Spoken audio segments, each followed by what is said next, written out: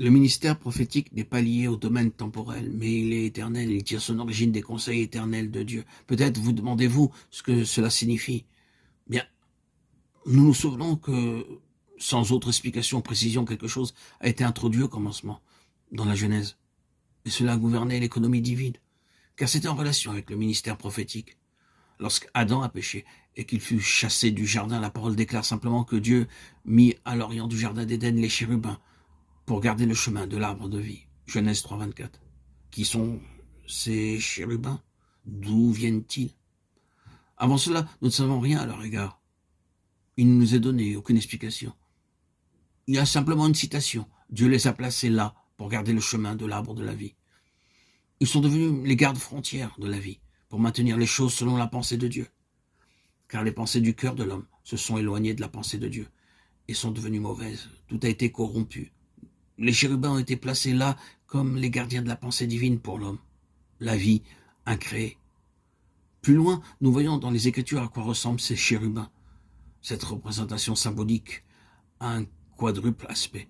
Le lion, le bœuf, l'homme et l'aigle.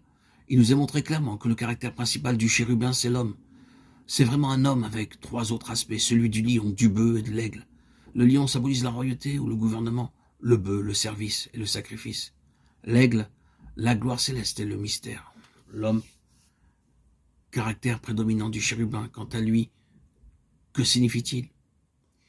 Nous savons que dans l'Écriture, l'homme, dans l'ordre divin des choses, typifie le prophète en tant que représentant de Dieu.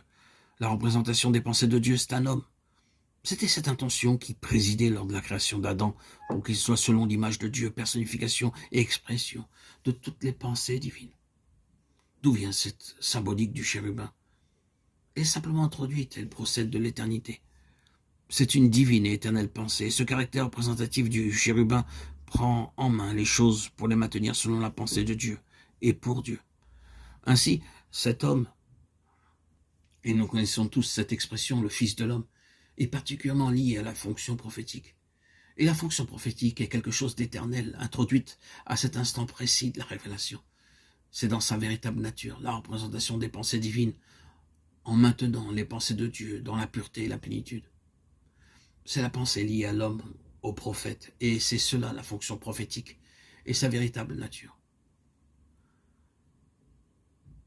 Le prophète doit s'identifier avec son message. Et qu'est-ce que cela signifie? Nous parvenons ici à l'aspect le plus important. C'est l'absolue identification de l'instrument avec le vase du ministère. Le ministère prophétique n'est pas une chose que vous pouvez vous approprier. C'est ce que vous êtes. Aucune école ne peut faire de vous un prophète. Elles furent permises pour deux raisons. La première, pour la diffusion de la connaissance religieuse, et l'autre pour consigner les chroniques de l'histoire religieuse. À l'époque de Samuel, il n'y avait pas de vision divulguée.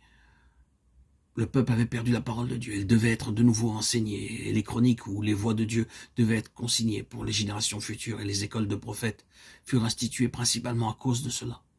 Toutefois, il y a une grande différence entre ces prophètes académiques et les prophètes ouins, et qui avaient un enseignement vivant. Les prophètes académiques sont devenus membres d'une corporation et ont rapidement dégénéré en un système de peu de valeur spirituelle. Ça explique bien des choses dans la vie des grands prophètes.